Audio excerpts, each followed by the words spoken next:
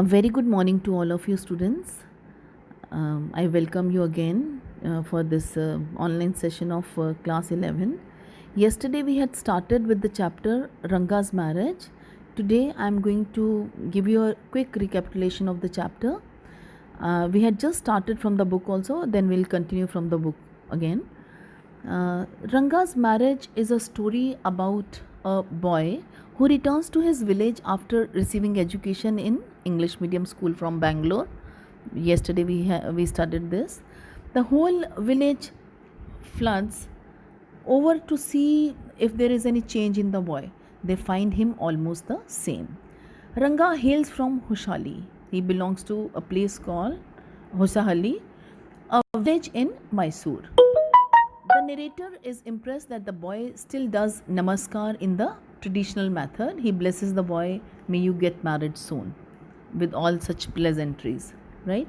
The boy is unwilling to get married in the village style where girls are married at a very, very young age. He feels marriage must take place only at a mature age. At Bangalore, the boy had seen a marriage performed. The man was an officer aged 30 years and the bride was 25 years of age. Since then, he had this impression that marriages must take place only when boy and girl both have reached maturity. The narrator heard the boy's opinion and discarded them at once. He didn't like the idea of an opinion of this boy, Ranga. He was sure that the boy must get married soon and then get busy doing some useful work. He was determined to get Ranga married soon. Those days, Ramarao's niece, one of the neighbor's daughter, Ratna, had come to live with him. Ratna was almost 11 years old. She was very beautiful. She could sing well and play and a few musical instruments like veena. The narrator thought Ratna was a perfect match for Ranga. The narrator very cleverly, manipulated a chance meeting between Ranga and Ratna. Ranga saw the girl and felt attracted at once. When Ranga showed interest in the girl, Shyama, that is the narrator, told him that she was already married. This made Ranga very sad, and Shyama took him to the local astrologer, that Shastri. It was a stage managed show, means they planned a show. Shastri predicted indirectly that Ranga would be married to a girl whose name means something found in water, that is Ratna. After that, Shyama told Ranga and that Ratna being a married girl was misinformation. It was wrong information. The girl was still unmarried. The decks had been cleared already. Ranga and Ratna were soon married. They had a very happy married life, and Shyama always remained the most honored guest in Ranga and Ratna's household. So they really respected Shyama, the narrator, because Shyama was quite interested to get Ranga married to Ratna. He found Ranga a very good match for a girl, Ratna. So now from this book, I will continue from second paragraph of page number 19. Students, please start reading. That afternoon, when I was resting, Ranga came to my house with a couple of oranges in his hand. A generous, considerate fellow. It would be a fine thing to have him marry, settle down, and be of service to society, I thought. For a while we talked about this and that. Then I came to the point. Rangappa, when do you plan to get married?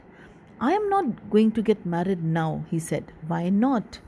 I need to find the right girl. I know an officer who got married only 6 months ago. He is about 30 and his wife is 25, I am told. They will be able to talk lovingly to each other. Let's say I married a very young girl. She may take my words spoken in love as words spoken in anger. Means he was telling that a younger girl could misinterpret his words. She may take my words spoken in love as words spoken in anger. Recently, a troupe in Bangalore staged the play Shakuntala. There is no question of Dushyanta falling in love with Shakuntala if she were young like the present day brides. Is there? What would have happened to Kalidasa's play? If one gets married, it should be to a girl who is mature. Otherwise, one should remain a bachelor.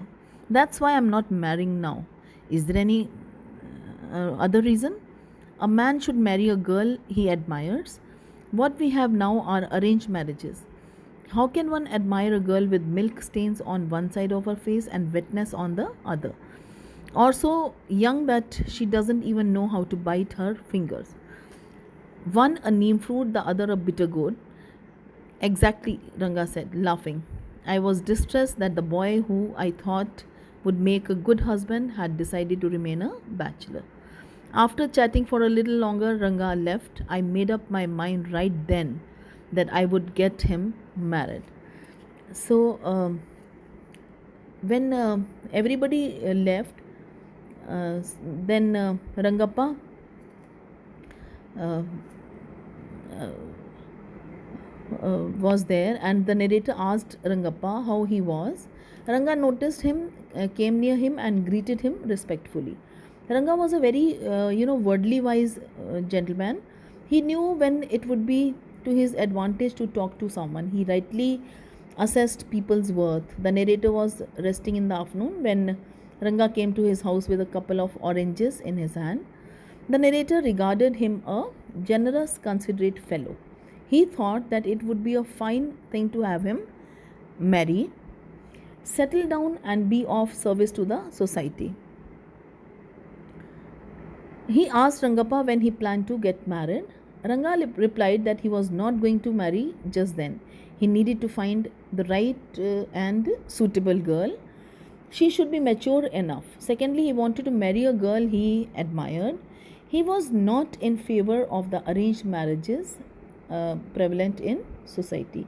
If he could not, get a girl of his choice, he would prefer to remain a bachelor. That was what he told this Shyama. Now, again in the book, Rama Rao's niece, a pretty girl of 11, had come to stay with him. She was from a big town, so she knew how to play the veena and the harmonium. She also had a sweet voice. Both her parents had died, and her uncle had brought her home. Ranga was just the boy for her, and she the most suitable bride for him. Since I was frequent visitor to Ramarao's place, the girl was quite free with me. I completely forgot to mention her name, Ratna. It was. The very next morning, I went to their house and told Ramarao's wife, I'll send some buttermilk for you. Ask Ratna to fetch it. Ratna came. It was a Friday, so she was wearing a grand sari. I told her to sit in my room and requested her to sing a song. I sent for Ranga. While she was singing the song, Krishnamurti in front of my eyes, Ranga reached the door. He stopped at the threshold. He did not want the singing to stop, but was curious to see the singer. He was quite curious. Carefully, he peeped in. The light coming into the room was blocked. Ratna looked up and, seeing a stranger there, abruptly stopped. Suppose you buy the best quality mango, you eat it slowly, savoring its peel before biting into the juicy flesh. You do not want to waste any part of it. Before you take another bite, the fruit slips out of your hand and falls to the ground. How do you feel? Ranga's face showed the same disappointment when the singing stopped. You sent for me? He asked as he came in and sat on a chair.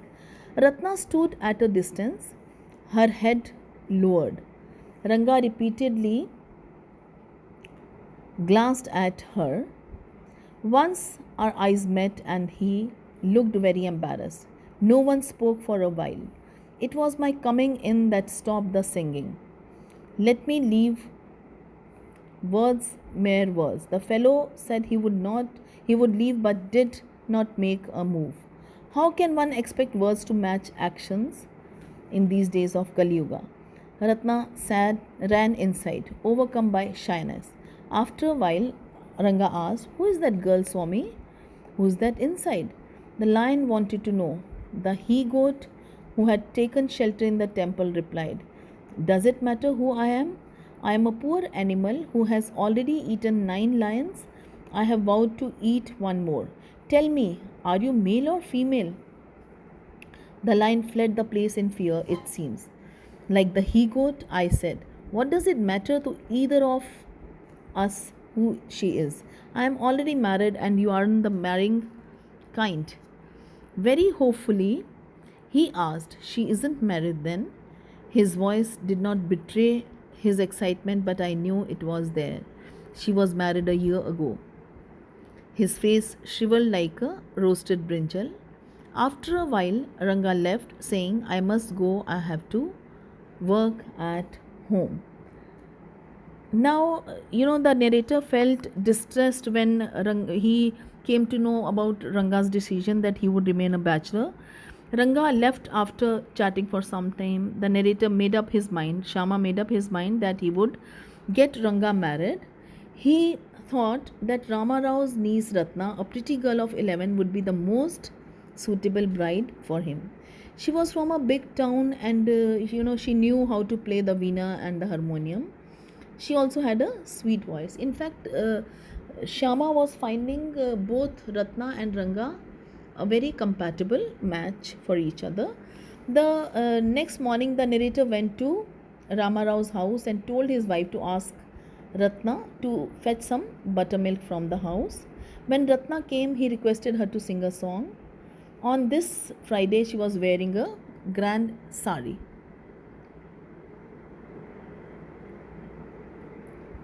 The narrator had sent for Ranga too. While she was singing a song, Ranga reached the door. He was curious to see the singer and peeped in. The light coming in the room was blocked. Seeing a stranger there, Ranga stopped abruptly. She stood at a distance, her head lowered. Ranga repeatedly glanced at her. He said that his arrival had made her stop singing and offered to leave, but he didn't leave. Ratna, overcome by shyness, ran inside. Ranga asked the narrator who that girl was. He also expressed the hope that she was not married. The narrator noticed his excitement towards that girl. So, means Shama could make out that he was quite fascinated by that girl. And now he says that she was married a year ago. So, students, till today, we have done up till this page. Tomorrow again we'll continue with the same chapter. By then, please go through the module and read the chapter from NCERT book also, and keep the summary in your mind and revise vocabulary words also. And I hope you all have understood it well. Okay, have a nice day ahead and God bless you all. Thank you.